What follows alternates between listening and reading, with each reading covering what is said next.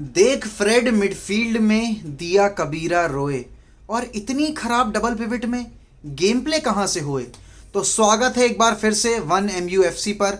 But video शुरू करने से पहले जिन जिन ने अभी तक इस चैनल को सब्सक्राइब नहीं किया है कर लीजिए, बेल आइकन भी हिट कर दीजिए, क्योंकि इस चैनल पर बातें थोड़ी लॉजिकल भी होती हैं, थोड़ी बकचोदी भरी भी होती हैं, और पोस्ट मैच रिएक्शन में अगर आपको मेरी रेंट देखनी है तो फॉलो करो इस पेज को। अब आज का जो टॉपिक है वो है यूनाइटेड की मिडफील्ड, और क्यों ये एक पोजीशन पूरी टीम का परफॉर्मेंस डाउन कर रही है। ये क्यों एक वजह बनी हुई है कि सोल्शायर पे जो सैक की तलवार लटक रही है, और जो ओले आउट वाली जो गैंग है या ओले इन वाली गैंग है, वो क्यों एक ही बात पर आके एग्री कर रहे हैं हर एक बार कि फ्रेड और मैकटोमिनी की मिडफील्ड मत खिलाओ, क्योंकि ये मिडफील्ड हम पर प्रेशर लाती है ना कि ओपोनेंट के ऊपर। और साथ ही साथ आप एक टैलेंटफुल बंदे को बेंच पर वेस्ट कर रहे हो जिसका नाम है डॉनी वैन ड बीक। और फेब्रिजियो ने कल ये कंफर्म किया है कि डॉनी हो सकता है विंटर विंडो में क्लब छोड़ के जाने का डिसीजन ले ले। अब वो एज अ लोन रहेगा या परमानेंट बेसिस पर, ये देखने वाली बात होगी। तो चलिए एक नज़र डाल लेते हैं कि फ्रेड ने किस किस मैचेस में कितना कितना हगा है। तो शुरुआत करते हैं हम साउथहैम्पटन वाले गेम से। साउथहैम्पटन वाले गेम में हम अंडर प्रेशर रहे, हमने गोल कंसीड किया, और उसमें बहुत बड़ा रोल था फ्रेड भाई साहब का, क्योंकि उस गेम में मैकटोमिनी खेल नहीं रहा था और हमने मैटिच को मौका दिया। बट उस टाइम पर जब फ्रेड फील्ड में मौजूद थे तो एक भी एरियल डुएल हमने नहीं जीता, एक भी हमने टैकल्स इंटरसेप्ट नहीं किए, एक भी हमने between the line passes create करने की कोशिश नहीं की, और सबसे बड़ा ड्रॉबैक ये था कि हमने एक भी सेकंड बॉल्स नहीं जीती। जब आप डबल पिवट में खेल रहे हो और आप एक अपना एक्स्ट्रा प्ले मेकर पीछे होल्ड कर रहे हो, तो आप एक्सपेक्ट करते हो कि अपने जो प्लेयर्स जो आपके डबल पिवट में खेल रहे हैं वो आपकी टीम को ट्रांजिशन फेज में हेल्प करे, वो आपको सेकंड बॉल्स जीतने में हेल्प करे।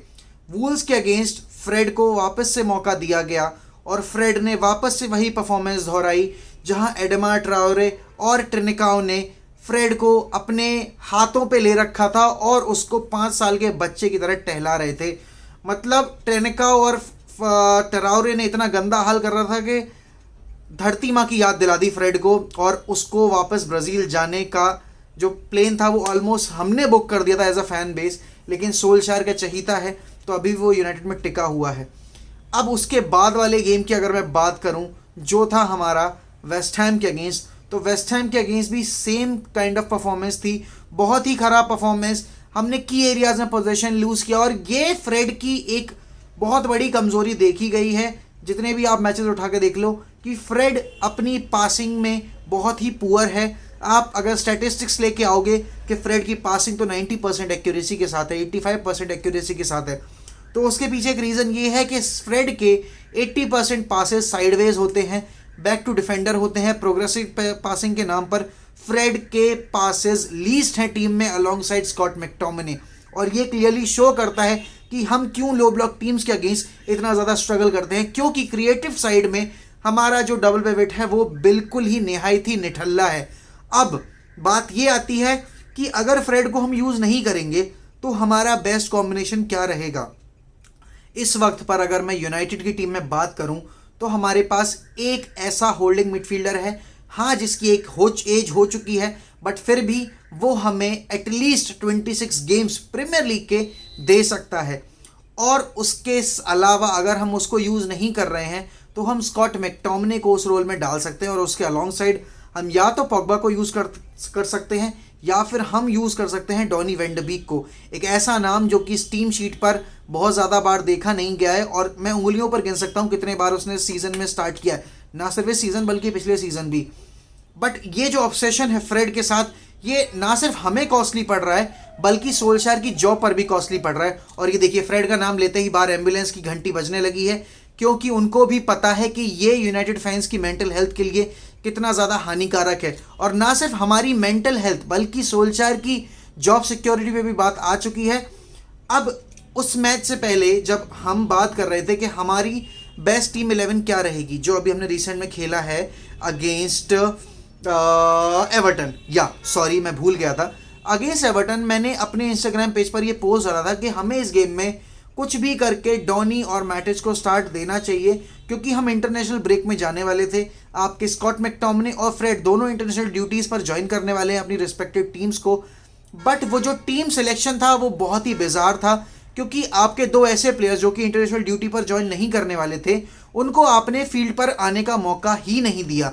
और बार बार ये चीज़ दोहराई है सोल्शायर ने, और ये उसकी वीकनेसेस दिखाता है कि क्यों सोल्शायर की जॉब पर इतने बार जो सवाली निशान उठ रहे हैं, और क्यों सोल्शायर की जो टैक्टिक्स पर सवाली निशान उठ रहे हैं वो क्यों उठ रहे हैं। और सोल्शायर इसको बार बार जस्टिफाई भी कर रहा है, क्योंकि आप जब एक गलती बार बार दोहरा रहे हो तो वो आपकी नासमझी नहीं मानी जा सकती, वो आपकी जिद है कि आप हकीकत इग्नोर कर रहे हो। और हकीकत ये है कि जो मिडफील्ड आपने खिला रखी है वो आपकी वर्स्ट केस मिडफील्ड है, और वो मिडफील्ड आपकी केवल उन टीम्स के अगेंस्ट काम आ सकती है जब आप पूरी तरीके से काउंटर पर खेलना चाह रहे हो, जहां आपको पीछे बैठना है और क्रिएटिव साइड में आपको इतना कुछ करना नहीं है, बस जल्दी जल्दी बॉल आगे मूव करनी है।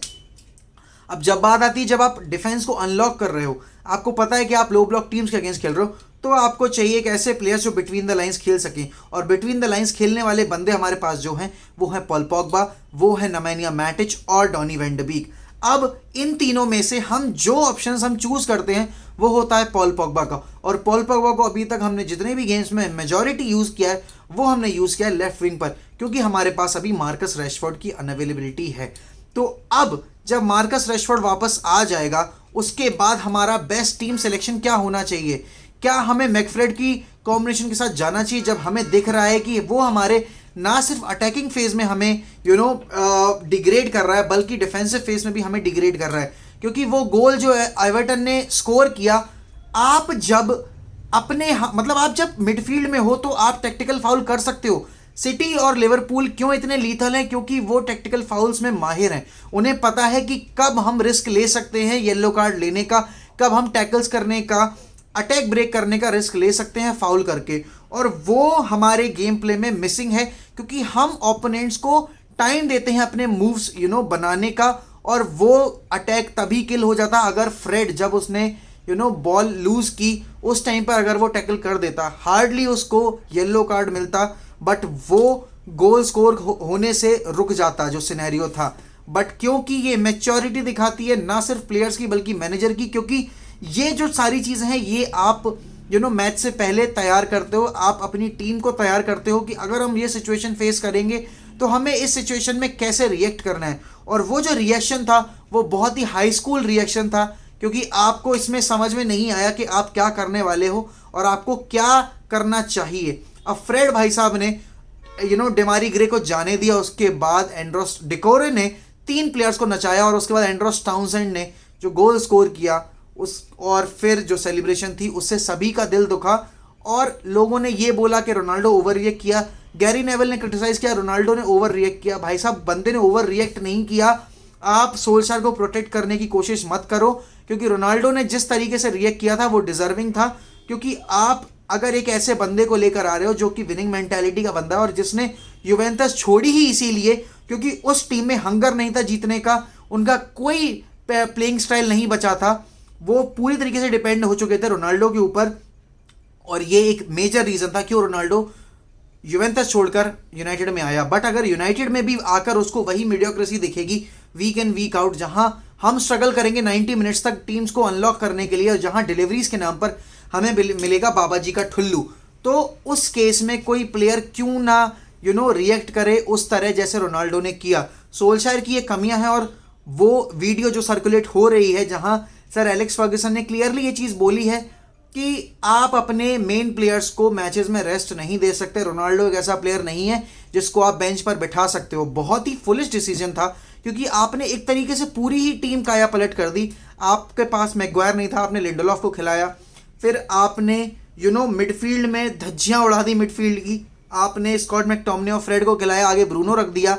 तो क्रिएटिविटी के नाम पर आपके पास केवल एक प्लेयर था जिसको सब कुछ क्रिएट करना था। डिफेंसिवली आपके पास कोई भी दोनों में से एक ऐसा प्लेयर नहीं था जो सेकंड बॉल जीत सकता था, जो पोजेशंस विन कर सकता था, और जो इंटरसेप्ट कर सकता था, जो बिटवीन द लाइंस खेल सकता था।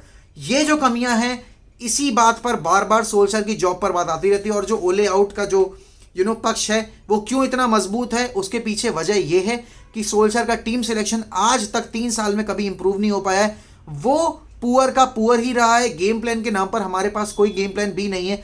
मेजर अभी अगर मैं एग्जांपल दे सकता हूं तो वो है लिवरपूल वर्सेस मैनचेस्टर सिटी के गेम का, जहां फर्स्ट हाफ में मैनचेस्टर सिटी ने लिवरपूल की एनफील्ड पर धज्जियां उड़ा के रखी हुई थी, बट सेकेंड हाफ में हमें एक अलग लिवरपूल दिखाई दी, जहां उन्होंने लॉन्ग बॉल्स पे खेलना बंद किया, उन्होंने बिटवीन द लाइंस खेलना शुरू किया, उन्होंने ओवरलैपिंग रन्स निकालने शुरू किए और उन्होंने मिडफील्ड डोमिनेट की। लिवरपूल की टीम ने सिटी के अगेंस्ट मिडफील्ड डोमिनेट करने की कोशिश की और उसी बीच वो 2 गोल लेकर आए। अब बात आती है जब हम कहते हैं कि हम इंडिविजुअल ब्रिलियंस के बेसिस पर जीत रहे हैं, तो भाई साहब ऐसा है कि इंडिविजुअल ब्रिलियंस अगर गेम में ना हो तो लिवरपूल टाइटल नहीं जीत पाती।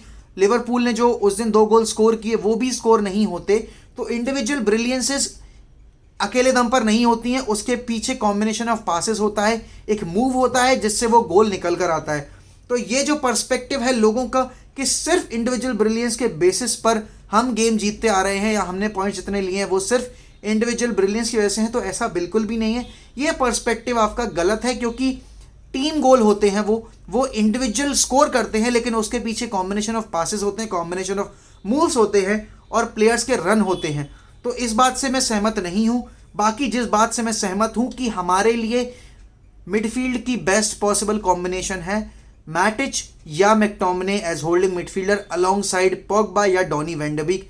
फ्रेड को आप अगर खिला रहे हो तो आप अपने सर पर मुसीबत मोल ले रहे हो, क्योंकि वो बंदा ना तो आपका सेकंड बॉल जीतने में मदद कर सकता है, ना वो बिटवीन द लाइंस खेलने में मदद कर सकता है, ना वो डायगोनल खेलने में आपकी मदद कर सकता है, ना वो एरियली इतना स्ट्रांग है, ना वो पासेस इंटरसेप्ट कर सकता है, और ना ही आपकी जो क्या कह सकते हैं ट्रैक बैक जो कंडीशन होती है उसमें फाउल्स जो जीतने होते हैं या फाउल्स करने होते हैं टेक्टिकल, उसमें हेल्प कर सकता है। क्योंकि वो बंदा मुझे नहीं पता किस चीज़ में माहिर है, बट एक बात तय है कि वो नंबर 6 रोल में नहीं खेल सकता।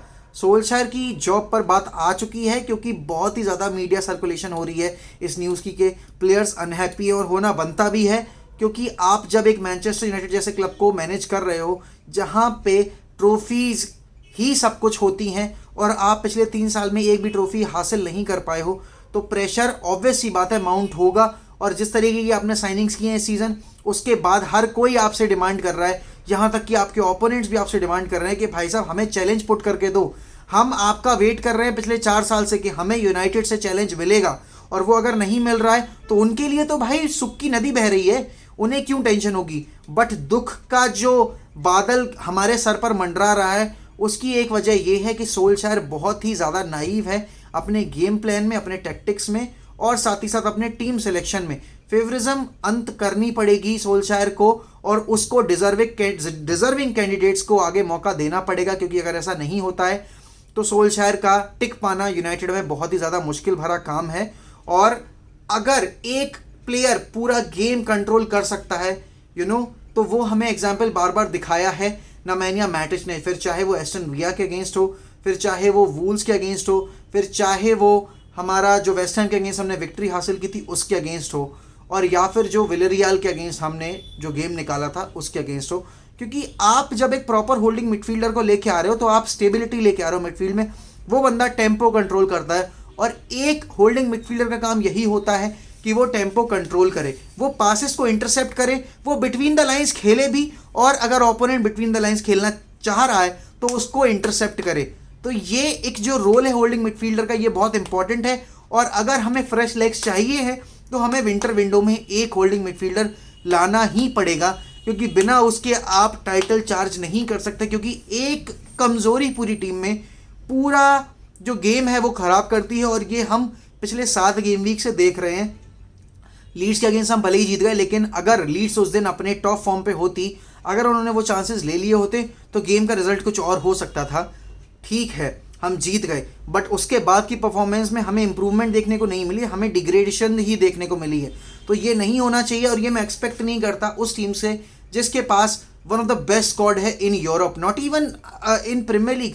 भाई साहब यूरोप में हमारे पास one of the best squad है, और हम अगर उसको पूरी तरीके से यूटिलाइज नहीं कर पा रहे हैं तो ये गलती है मैनेजर की, क्योंकि उसके टीम सिलेक्शन में गलती है। उसके टीम सिलेक्शन में गलती जो हो रही है उसकी वजह से पूरी टीम्स का परफॉर्मेंस डिग्रेड हो रहा है, और साथ ही साथ इंडिविजुअल प्लेयर्स की जो परफॉर्मेंस है वो भी हैम्पर हो रही है, जैसे कि ब्रूनो फर्नांडिस, जैसे कि जेडन सैंचो, जैसे कि रोनाल्डो, जैसे कि एडिनसन कवानी, क्योंकि सप्लाई के नाम पर हमें मिल रहा है ठेंगा, और वो इस वजह से मिल रहा है क्योंकि हमारा जो डबल पिवट है वो कुछ क्रिएट करके नहीं दे रहा है।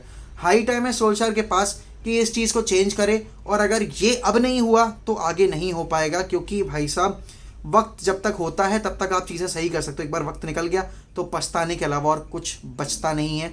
और अगर सोल्शायर ने ये जॉब गवाई अपनी तो उसके पीछे सबसे बड़ा रीज़न सोल्शायर खुद होगा, और होगा उसका टीम सिलेक्शन और उसका प्यार पर्टिकुलर प्लेयर्स के लिए और इग्नोरेंस पर्टिकुलर प्लेयर्स के लिए।